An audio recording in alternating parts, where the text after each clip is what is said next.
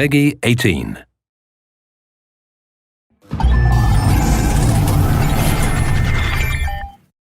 Hello everyone, I'm Colin Graham. I'm the animation director on Watch Dogs, and today I'm excited to present to you a vertical slice of the Watch Dogs free roaming experience. So actually, this is not a mission. Everything we're going to showcase today is completely systemic, and we're free to do as we please. We start off in the wards, the low-income district of our interpretation of Chicago. When creating the world of Watch Dogs, we wanted to stay true to the city and give a unique flavor to each and every neighborhood, not only in terms of the architecture, but also in terms of the people that you'll encounter and what is happening in their day-to-day lives. In the wards, you'll see working-class citizens, rusty cars, gang members, abandoned houses, and low-grade pawn shops. It's really not the kind of place that you're going to want to be alone after dark.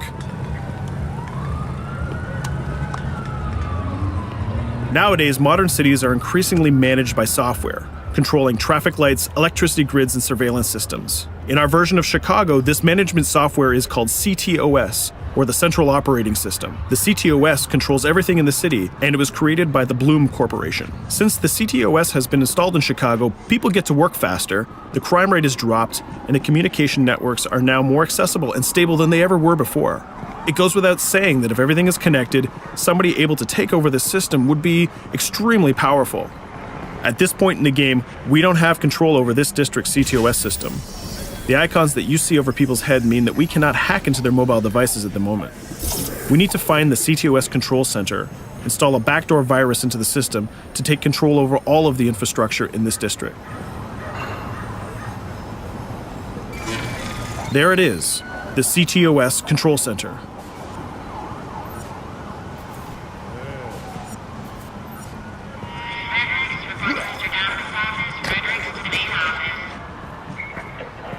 You're walking someplace you got no business. It's heavily guarded. Let's see if we can find the server access codes from a distance. With cameras, we can explore restricted areas without being spotted, tag different guards, and access details on their lives. What the hell is she doing with that weasel motherfucker? It seems that Bloom employees all have a sort of shady past. There it is, the access code to the server room. Unfortunately, we can't access the server via the cameras. We need to sneak inside. One thing that was really important to us when we designed Watch Dogs was to fully support different player styles. Every situation in the game can be tackled the way the player sees fit.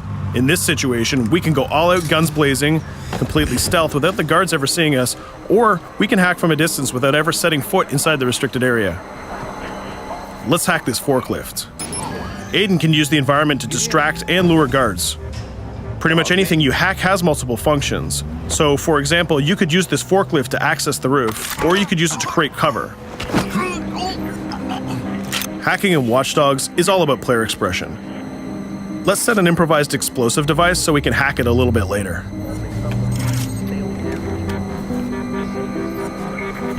You'll also notice Aiden's low-profile stance. This indicates when the guards are unaware of our presence. We'll try to reach the upper level of the building to see if we can gain a vantage point over our opponents. Everything in the environment can be hacked, so we're going to make some dynamic cover. That's how you spend a day off. Some quality meat. We'll use this forklift to lure the guard towards our IED that we set earlier. Let's see how this plan unfolds. You're working them on.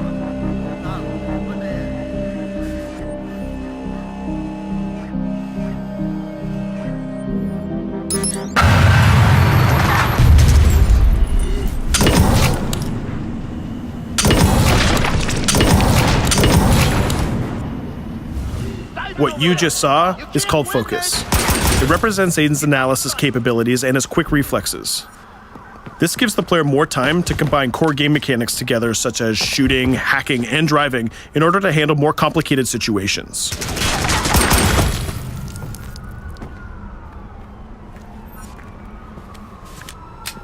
Now we can access that control room.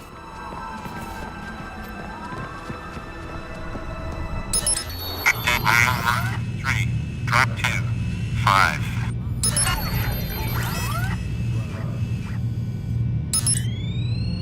Now we'll be able to hack all of the devices connected to the CTOS within the districts. Thousands of cameras, traffic lights, the electricity grid, and most importantly, all of the citizen information profiles. We can also benefit from the Chicago Police Department Crime Prediction System, which uses facial and pattern recognition to spot potential criminals or potential victims.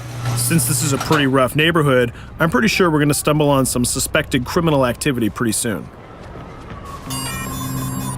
And there it is. The system just pushed an alert of a potential crime.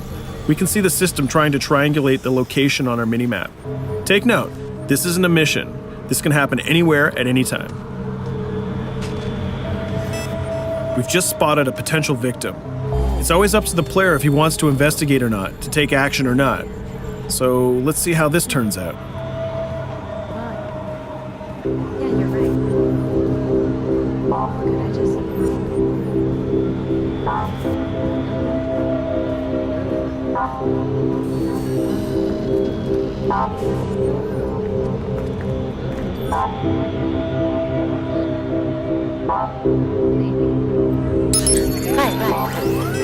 You think you're leaving me? Huh? Jesus, I told you to stay away from me! You belong to me now. Get it? You better leave or I'll call the cops! I'll fucking kill you, goddammit. Get off! Yo! That was close. Good thing that we intervened. We managed to prevent the crime, but we triggered a chase. From here, the criminal's behavior is unpredictable. He can try to get away, shoot back at us, surrender, or call for backup.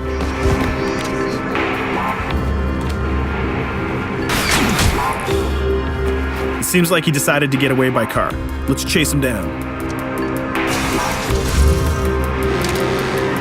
In Watch Dogs, we have a wide variety of vehicles. Each one of them has their own unique properties and handling. Let's see how we can use the CTOS to our advantage to neutralize this criminal and leave the cops to deal with him later.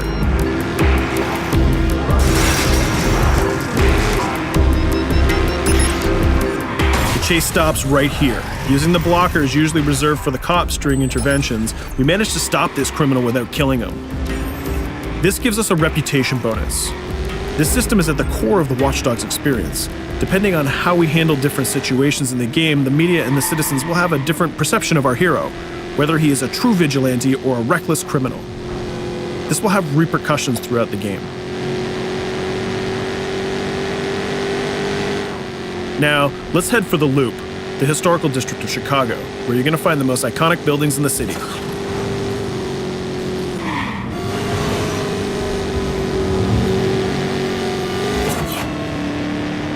We're going to go to a gun shop to see what arsenal is available for players. The economy is a big part of Watch Dogs. Players will be able to grow their arsenal with weapons and craft their tools in order to increase their power and their hacking abilities.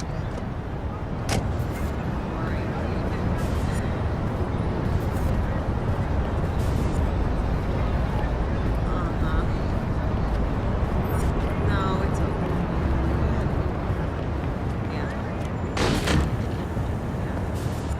You will find all of the weapons that you would expect in a traditional shooter. Pistols, assault rifles, guns, sniper rifles, and grenade launchers, just to name a few. A lot of bullets were fired in our last encounter with the CTOS guards. Let's stock up on some more ammo. Finding everything.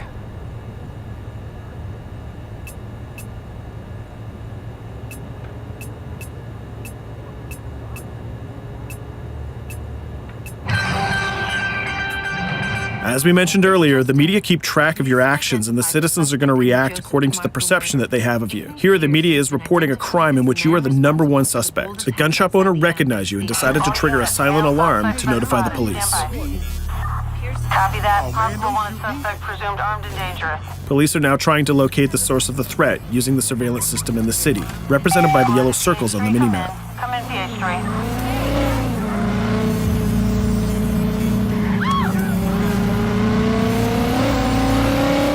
Aiden is able to stall their efforts by hacking into their communication systems while avoiding the scanning areas.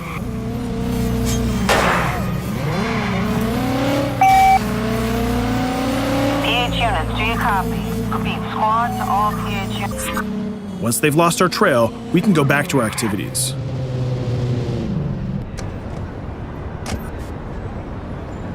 One thing that Bloom did to win over the population of Chicago with the CTOS project was to install free Wi-Fi hotspots throughout the city. Free Wi-Fi is cool, but not very safe with someone like Aiden Pierce around. Hacking into this box is going to give us access to every device that's connected to it. So let's see where that brings us.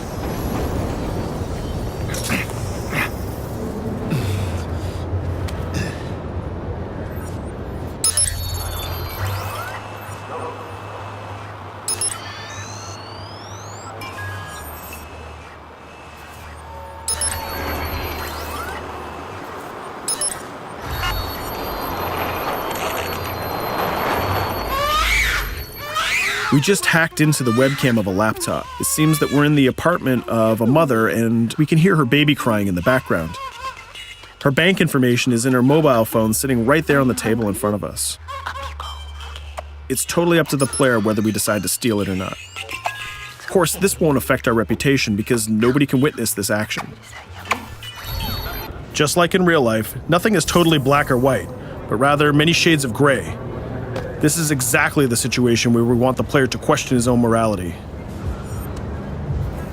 Let's go withdraw that money. If you think that you're alone, think again. Aiden is not the only hacker in town.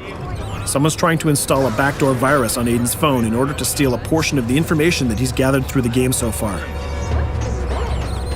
First, we're gonna have to reach the area where the signal is coming from.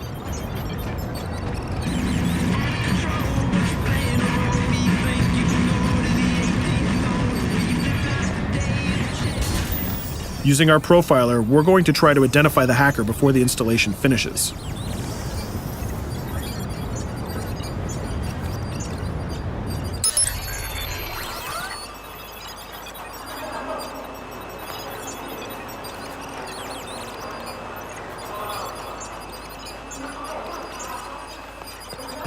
There he is. In Watch Dogs, things aren't always what they seem to be. This is actually another player that seamlessly came into our single-player experience. Let's not let him get away with this. We're going to teach this guy a lesson.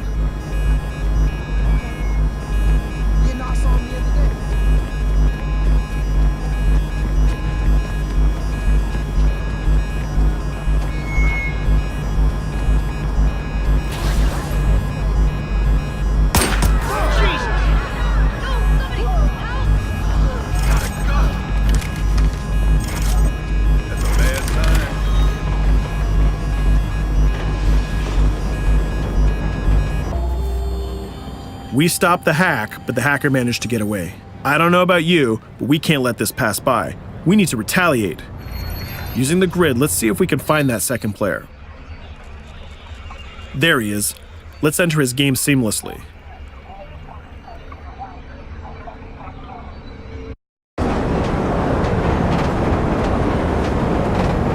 The second player is not yet aware of our presence. If we act carefully, he might think that we're one of the many NPCs in the city.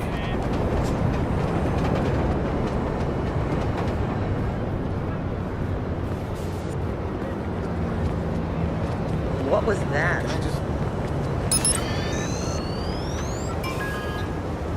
So let's find a place to hide and start hacking.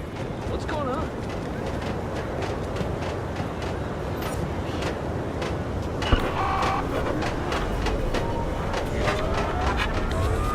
The second player has just been alerted that a breach has occurred on his phone. He's trying to find us using his profiler.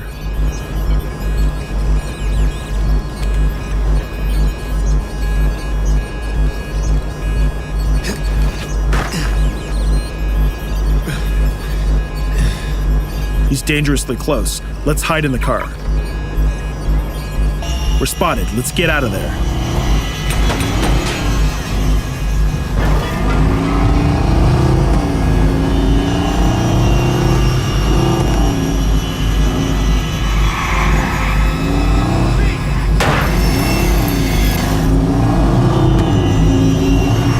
Let's set up an ambush right here. By dragging the other player back here into the alley, we make sure that no civilians get hurt during the firefight. We didn't succeed in hacking the second player, but we did get a little bit of revenge.